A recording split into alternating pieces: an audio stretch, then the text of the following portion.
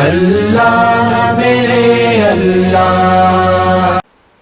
شرک فی ذات کی پہلی بات تو یہ جان لیجئے کہ یہ بدترین شرک ہے، عریاں ترین شرک ہے، گھناؤنا ترین شرک ہے،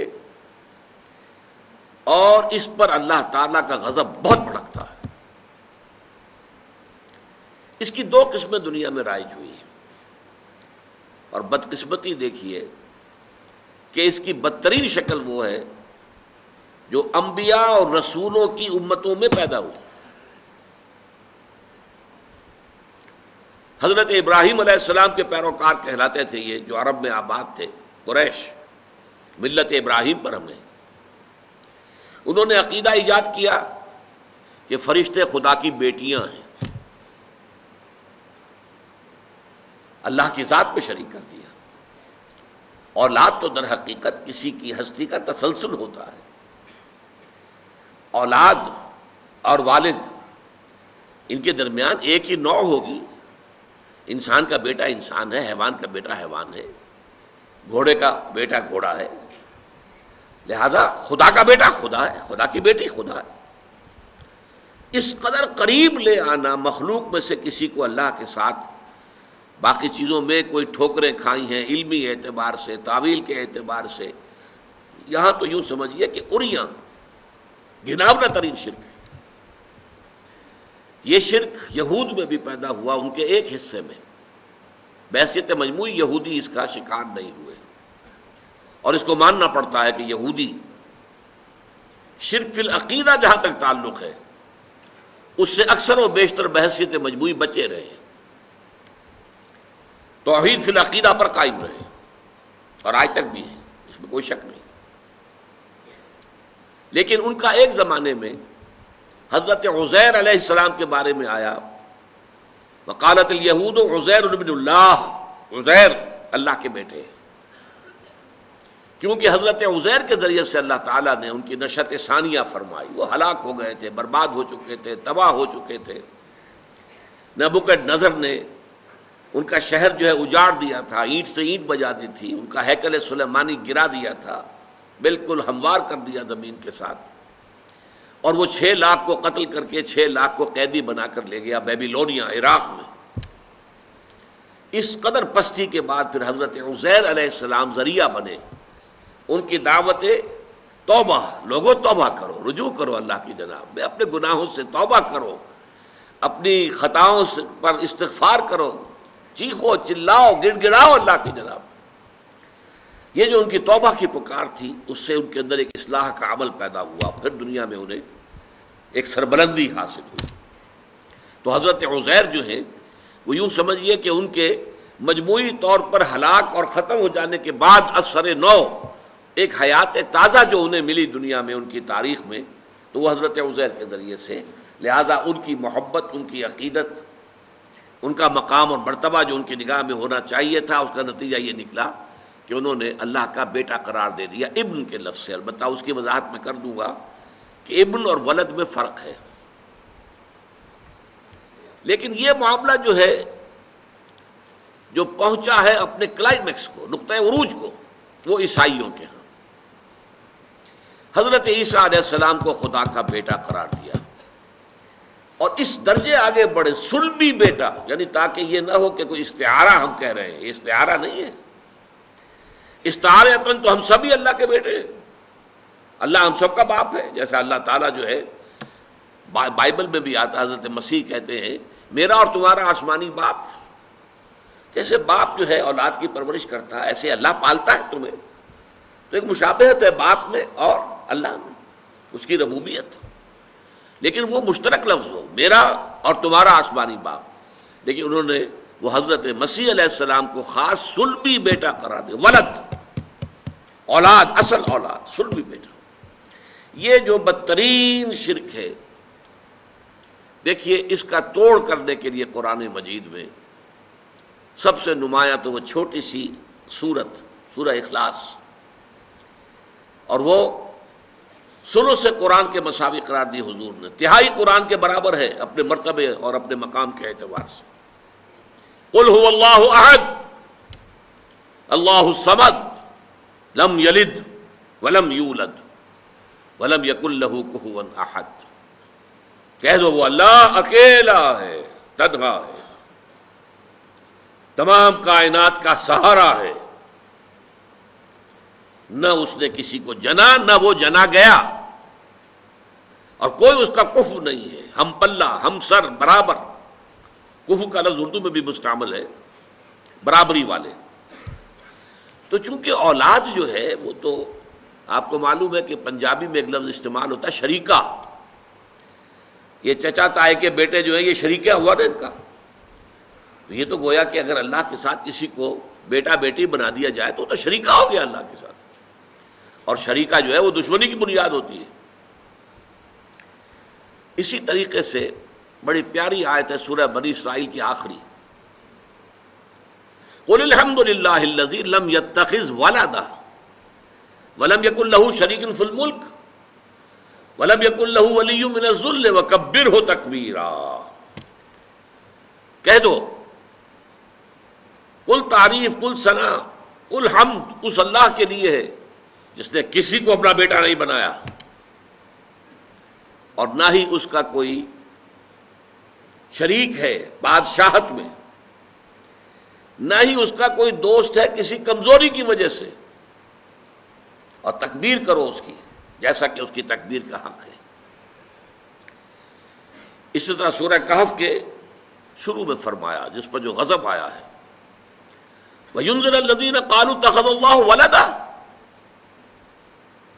مَا لَهُم بِهِ مِنْ عِلْمٍ وَلَا لِآبَائِهِمْ كَبُرَتْ كَلِمَةً تَخْرُجُ مِنْ أَفْوَاهِهِمْ إِنْ يَقُولُونَ إِلَّا كَذِبًا. یہ قرآن ہم نے محمد پر اس لیے نازل کیا کہ وہ خبردار کر دیں ان لوگوں کو جنہوں نے یہ کہا ہے کہ اللہ نے کسی کو اپنا بیٹا بنایا. ان کے پاس اس ضمن میں کوئی علم نہیں ہے، یہ ٹامکٹوئیاں مار رہے ہیں، ان کے من گھڑت خیالات ہیں. اور جتنی بڑی بات ان کے منہ سے نکل رہی ہے اللہ کے جناب میں گستاخی کی، کبرت کلمۃ تخرج من افواہہم، بہت بڑی گستاخی والی بات ہے جو ان کے منہ سے نکل رہی ہے. ان یقولون الا کذبا، اور وہ کچھ نہیں کہہ رہے مگر جھوٹ. فلعلک باخع نفسک علی آثارہم ان لم یؤمنوا بہذا الحدیث اسفا. تو اے نبی شاید کہ آپ ان کے انجام اور ان کے بعد میں جو حالات آنے والے ہیں اس پر صدمے سے اپنے آپ کو ہلاک کر لیں اگر وہ یہ اس قرآن پر ایمان نہ لائے اور اس اپنی شرک سے باز نہ آئے. اس ضمن میں جو ضربہ سلام ہے قرآن مجید کا، ہر موضوع پر قرآن مجید کی ایک چوٹی کسی جگہ پر وہ مضمون جو ہے وہ اپنی انتہائی بلندی پر آ جاتا ہے، انتہائی بلندی پر. وہ ضربہ سلام جو ہے وہ سورہ مریم میں ہے، سورہ کہف کے فوراً بعد سورہ مریم ہے. وقالوا اتخذ الرحمن ولدا، انہوں نے کہا کہ رحمان نے کسی کو بیٹا بنایا. لقد جئتم شیئا ادا، دیکھو تم بڑی گستاخی کی بات کر رہے ہو، بہت بڑا گستاخی کا کلمہ تم کہہ رہے ہو. وہ کتنا بڑا گستاخی کا کلمہ ہے، تکاد السماوات یتفطرن منہ، قریب ہے کہ اس کی وجہ سے، اس گستاخی کی وجہ سے آسمان پھٹ جائیں. وتنشق الارض، اور زمین شق ہو جائے. وتخر الجبال حدا، اور پہاڑ دھماکے کے ساتھ زمین پر گر پڑے. ان دعوا للرحمن ولدا، انہوں نے رحمان کے لیے بیٹا تجویز کیا. وما ينبغي للرحمن ان يتخذ ولدا، اور رحمان کے یہ شایان شان ہی نہیں ہے کہ وہ کسی کو بیٹا بنائے. یہ بڑا پیارا نکتہ ہے، اس کو سمجھ لیجئے. شایان شان نہ ہونے کی مراد کیا ہے؟ دیکھیے بیٹے کی آرزو اس کو ہوتی ہے جو خود فانی ہوتا ہے. مجھے معلوم ہے میں مر جاؤں گا، میرا وجود نہیں رہے گا، میرا بیٹا ہوگا، میرا نام چلے گا. انسان یہ سوچتا ہے کہ میری اپنی ہستی کا تسلسل میرے بیٹے کی شکل میں، بیٹے کے بیٹے پھر پوتے کی شکل میں میری ہستی کا تسلسل ہے. آخر ظاہر بات ہے کہ باپ کے نطفے سے بیٹا پیدا ہوا، بیٹے کے نطفے سے پوتا پیدا، وہ تسلسل تو ہے نا، وہ تسلسل ذات کا موجود ہے. تو در حقیقت بیٹے کی خواہش تو اس کو ہوگی کہ جو خود فانی ہے، جس کو ختم ہو جانا ہے، جس کے لیے دوام نہیں ہے. اللہ تعالیٰ کے لیے تو دوام ہے، ہمیشہ ہمیش ہمیشہ ہمیش ہمیشہ ہمیش. اس سے کسی بیٹے کی خواہش کیسے ہو جائے گی؟ وما ينبغي للرحمن، اللہ کے تو شایان شان ہی نہیں ہے ان يتخذ ولدا، کہ وہ کسی کو اپنا بیٹا بنائے. یہ میں نے عرض کیا کہ کلائمیکس ہے، اس موضوع پر ضربہ سنام ہے، بڑی گستاخی کی بات ہے. سورہ انعام میں فرمایا ہے بدیع السماوات والارض انا یکون له ولد ولم تکن له صاحبہ. بدیع وہ ہستی کہ جس کا کوئی آغاز نہیں ہے، ہمیشہ سے ہمیشہ سے ہمیشہ سے، جس کا مثل کوئی نہیں ہے. آسمانوں اور زمین کا بدیع ہے، یونیک. انا یکون له ولد، اس کی اولاد کیسے ہو جائے گی؟ ولم تکن له صاحبہ، جبکہ اس کی کوئی بیوی نہیں، اس کی کوئی جورو نہیں. ہندو مائتھولوجی میں تو آپ دیکھیں گے کہ خدا کی بیویاں بھی تجویز کی گئی ہیں، گاڈز اینڈ گاڈیسز. یہی معاملہ جو ہے رومن گریک مائتھولوجی میں بھی آپ کو نظر آئے گا. لیکن یہ ہے کہ عرب اس تصور سے خالی تھے. نہ یہود میں، نہ عیسائیوں میں، نہ عربوں میں یہ تصور نہیں تھا کہ خدا کی کوئی بیوی بھی ہے. حالانکہ عیسائیوں نے جو تثلیث جو ہے ایجاد کی تھی، تو جو اوریجنل تثلیث تھی اس میں 3 شامل تھے. گاڈ ایز فادر، وہ تو اللہ ہو گیا. گاڈ ایز سن، وہ مسیح ہو گئے، جیزس. گاڈ ایز مدر، حضرت مریم. لیکن انہیں گاڈ ایز وائف نہیں کہا ہے. اللہ کی بیوی انہوں نے قرار دیا. حضرت مسیح کی والدہ، سن کی والدہ تو ہے، مدر آف دی سن، لیکن وہ اللہ تعالیٰ کی جورو یا اللہ کی بیوی قرار نہیں دی گیا. بعد میں انہوں نے اس میں ترمیم کی ہے. اب حضرت مریم کو تثلیث میں سے نکال دیا گیا.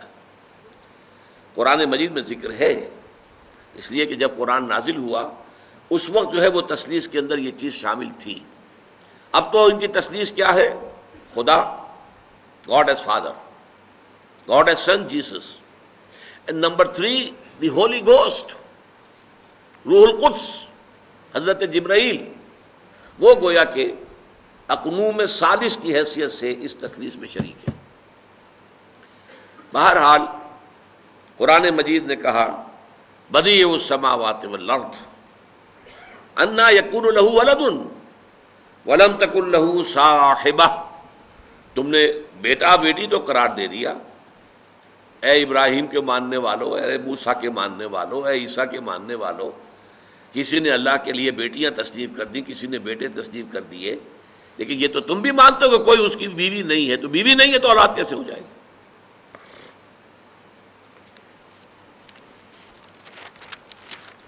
یہ ایک قسم کا شرک تھا کہ جو شرک فی الذات، جو میں نے عرض کیا کہ عجیب ترین بات یہ ہے کہ اولو العزم من الرسل ابراہیم اور موسیٰ اور عیسیٰ کے ماننے والوں میں پیدا ہوا.